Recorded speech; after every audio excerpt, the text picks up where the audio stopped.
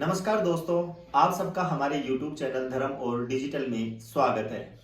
आज हम बात कर रहे हैं सत्य और असत्य की, धर्म और अधर्म की, विश्वास और अविश्वास की।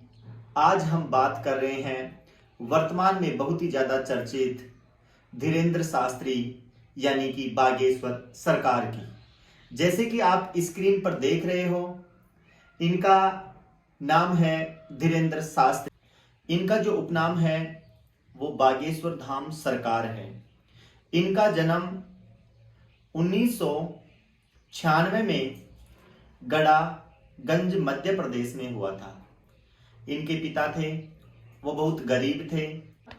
इनके पिता का नाम रामदास गर्ग और माता का नाम सरोज गर्ग था। इनके दादाजी का नाम भगवान दास गर्ग यानी जिनको सेतुलाल गर्ग भी कहा जाता है। वो एक बहुत पहुंचे हुए पंडित थे और उन्होंने बहुत सालों तक तपस्या की बागेश्वर धाम के अंदर। और जहां पर बागेश्वर धाम यानी गडागंज के अंदर वर्तमान में हनुमान जी वहां पर विराजमान है, उसी हनुमान जी की पूजा वर्तमान यानी बागेश्वर धाम सरकार यानी धीरेंद्र शास्त्री कर रहे हैं।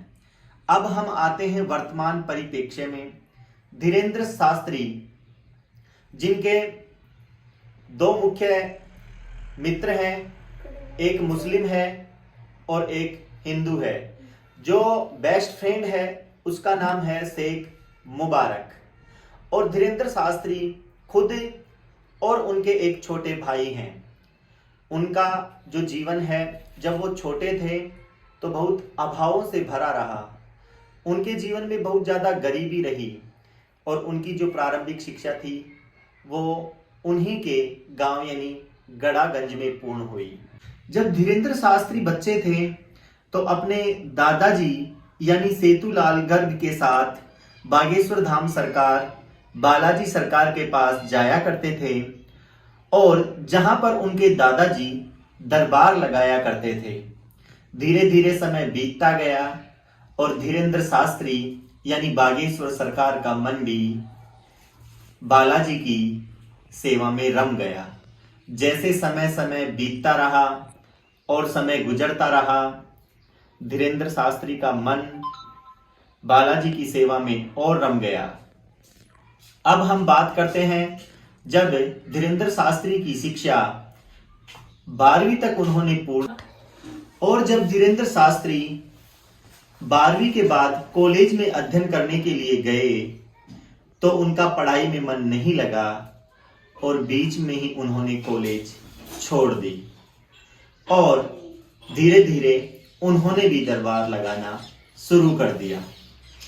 अब ये पता नहीं कि जिस प्रकार से हम सुनते हैं कि प्राचीन काल में जब ऋषि मुनि तपस्या करते थे तो उनको प्रतिफल मिलता था, उनके पास दिव्य शक्तियां आती थी और उनको जिस प्रकार से भगवान राम और श्री कृष्ण को कलाओं का जन्मदाता माना जाता है, जिस प्रकार से धीरेंद्र शास्त्री दरबार लगाते हैं, उनको दिव्य शक्ति कहें, चमत्कार कहें या कला कहें, ये तो आप ही बता सकते हो। धीरे धीरे समय बीतता गया और धीरेंद्र शास्त्री प्रसिद्ध होते गए। जब कोरोना काल आया तो धीरेंद्र शास्त्री भी धीरे धीरे मीडिया के ऊपर आ गए और यूट्यूब और अन्य माध्यमों के द्वारा वो पूरे विश्व भर में यानी भारत भर में छा गए। धीरेंद्र शास्त्री जो कहते हैं कि सनातन का मैं रक्षक हूं, वो सनातन को एक मजहब नहीं मानकर एक धर्म मानते हैं। जहां पर कृपा राम की होई तां पर कृपा करही सब कोई। जहां पर कृपा राम की होई तां पर कृपा करही सब कोई। जिनके कपट दंभ नहीं माया तिनके हृदय बसहु रघुराया। तो धीरेंद्र शास्त्री सनातन धर्म को शाश्वत मानते हैं और जो सत्य का धर्म है उसकी पैरवी करते हैं और इसी क्रम में वो दिव्य दरबार लगाते रहे और जैसे जैसे समय बीतता गया उनकी प्रसिद्धि बढ़ती रही। और एक दिन ऐसा आता है कि वो जाते हैं नागपुर के अंदर दरबार लगाने, और उनका दरबार लगता है 9 दिन या 7 दिन का। 9 दिन का लगता है पहले, लेकिन किन्हीं कारणों से, व्यवस्थाओं के कारण वो दरबार कर दिया जाता है 7 दिन का। और यहीं से बागेश्वर धाम सरकार के साथ ये सारा विवाद उत्पन्न होता है।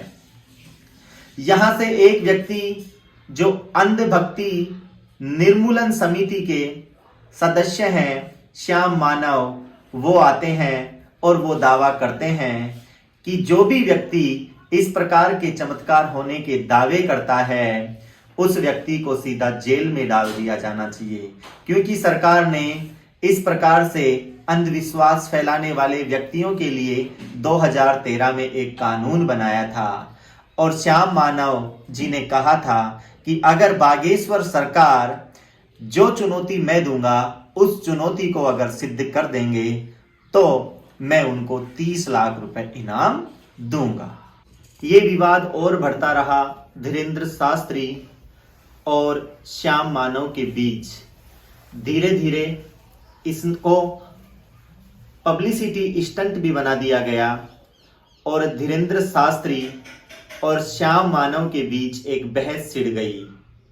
कुछ लोग धीरेन्द्र शास्त्री के पक्ष में खड़े हो गए तो कुछ लोग श्याम मानव के पक्ष में खड़े हो गए। आया एक माइंड रीडर लड़की सुहानी शाह का।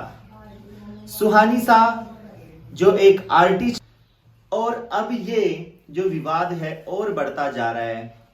क्या बिना किसी को जाने, बिना किसी को पहचाने कोई व्यक्ति किसी के बारे में बता सकता है क्या?